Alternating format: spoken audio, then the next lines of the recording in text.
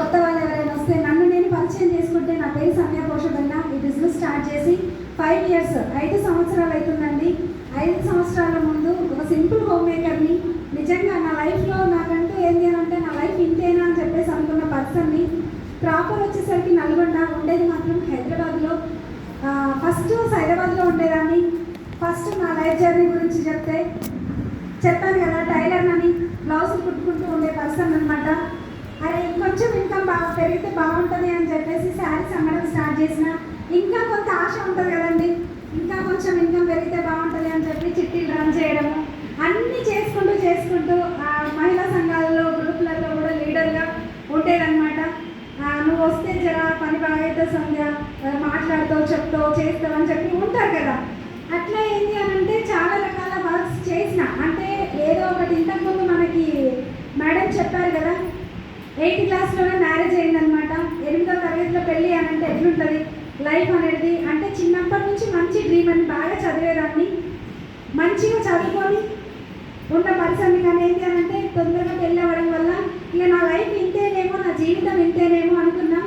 కానీ మా వారు కూడా ఏంటి అని అంటే మరీ అమ్మాయి చిన్నగా ఉంది అని చెప్పేసి దయతలిచి ఒక 1 year 1 సంవత్సరం పాటు అక్కడే ఊర్లోనే ఉండి 9th క్లాస్ కంప్లీట్ చేసుకున్నాం.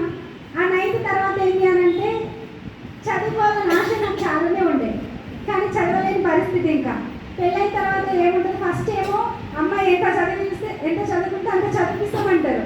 పెళ్ళైన తర్వాత ఏం చదువుతావు అమ్మాయి ఇంకా అంటారు. వేసాను, కానీ నా పరిస్థితి అలానే అయ్యింది. కానీ చదువు పైన ఆశ అయితే చనిపోలేదు. మెల్లమెల్లగా ఏంటి అని అంటే ఇక చదువు అంటే ఇక నా వల్ల కాదేమో, నేను చేయలేనేమో అని చెప్పేసి మా సార్తో ఎప్పుడు పోట్లాడు.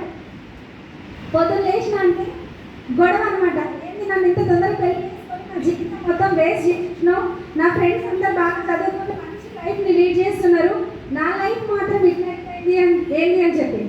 కానీ మా సార్ అంటుండే ఒక మాట, అట్లా ఏం లేదు, అప్పటికి నాకు 2 పిల్లలు అనమాట. పిల్లల్ని స్కూల్కి పంపించి నువ్వు కూడా స్కూల్కి వెళ్ళిపో అని చెప్పి, ఊరికే స్కూల్కి పోతా అని చెప్పి అన్నీ మా ఫ్రెండ్స్ ఇప్పుడు పెళ్ళినాయి అండి. లాస్ట్ 1 year బ్యాక్ ఒకరిది, తర్వాత ఇప్పుడు ఒకరిది, తర్వాత 2 years back, 3 years back, 4 years back అట్లా పెళ్ళినాయి. నాది ఫస్ట్ నాకే అయింది. కాళ్ళకు పెట్టేసుకొని స్కూల్కి వెళ్ళిన మొట్టమొదటి పర్సన్ని నేనే. స్కూల్లో ఎవరు నేను ఒక్కదాన్ని. ఎందుకు మేడం మీ గురించి ఇంత చెప్తున్నారు అని అంటే నా గురించి కొంచెం చెప్తే ప్రతి ఒక్కరికి రిలేటెడ్ అవుతుంది అని చెప్పేసి నా గురించి ఎక్కువ ఇన్ఫర్మేషన్ ఇస్తాను ప్రతి ఒక్కరికి. కానీ అట్లాంటి పరిస్థితులలో ఉన్న నేను కంప్లీట్గా విలేజ్ బ్యాక్గ్రౌండ్, ఏం తెలీదు, సిటీ అంటే ఏం తెలీదు. 9th క్లాస్లో తీసుకొచ్చి సిటీలో పడేసి నాకు ఏం తెలుస్తుంది. అంటే ఆ విండో ఒకటి ఉంటుంది మా ఇంట్లో, ఆ రూమ్లో విండో సైడ్ చూడాలి, ఏడవాలి, మా అమ్మ కావాలని చెప్పి. కానీ నవ్వు వస్తుందండి ఇప్పుడు, కానీ అప్పుడు బాగా ఏడ్చేది.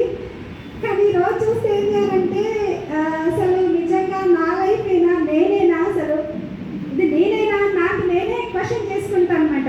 మా సార్ నన్ను పెళ్లి చేసుకుని నా జీవితం మొత్తం అయిపోయింది అని ఏడుస్తుంటే ఆయన తమాషగా, నేనేమో ఏడుస్తుంటే ఆయన తమాషగా నవ్వులాట కంటుండే, నీకేంటి చదువుకోవాలి అంతే కదా, చదువుకో, పిల్లల్ని స్కూల్ పంపించి నువ్వు కూడా స్కూల్ పో అని చెప్పి. నిజంగానే నిజమైందంట. ఆయన ఏ ఉద్దేశంతో అన్నారో నాకు తెలీదు. నేను ఒకటైతే మంచిగా బాగా నమ్ముతా ప్రకృతిని, ఈ విశ్వాన్ని నేను ఖచ్చితంగా నమ్ముతా.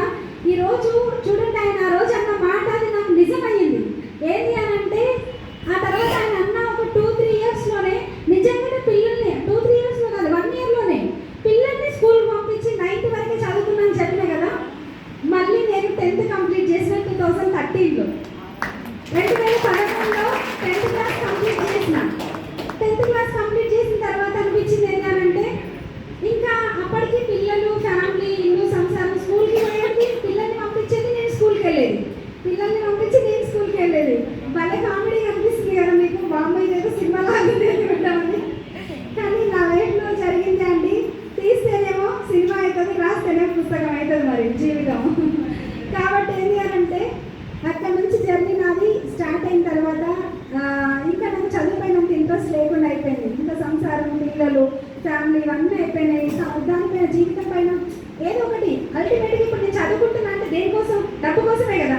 డబ్బు సంపాదించడం కోసమే కదా. ఎవరైనా ఈరోజు మీ పిల్లల్ని చదివించేదైనా డబ్బు సంపాదించడం కోసమే కదా. Yes or no? పిల్లల్ని ప్రేమతో చదివిస్తున్నారా? పిల్లలపై ఇన్వెస్ట్మెంట్ పెడుతున్నారా? చదివిస్తున్నారా? ఇన్వెస్ట్మెంట్. Yes or no? అట్లనే ఏంటి అని అంటే నా లైఫ్ కూడా నేను చేయాల్సింది, నేను ఎంత చదువుకున్నా డబ్బు కోసం. ఆ డబ్బు ఏదో చదువుకోకుండానే సంపాదిస్తే పోలా అని చెప్పేసి ఆలోచించిన.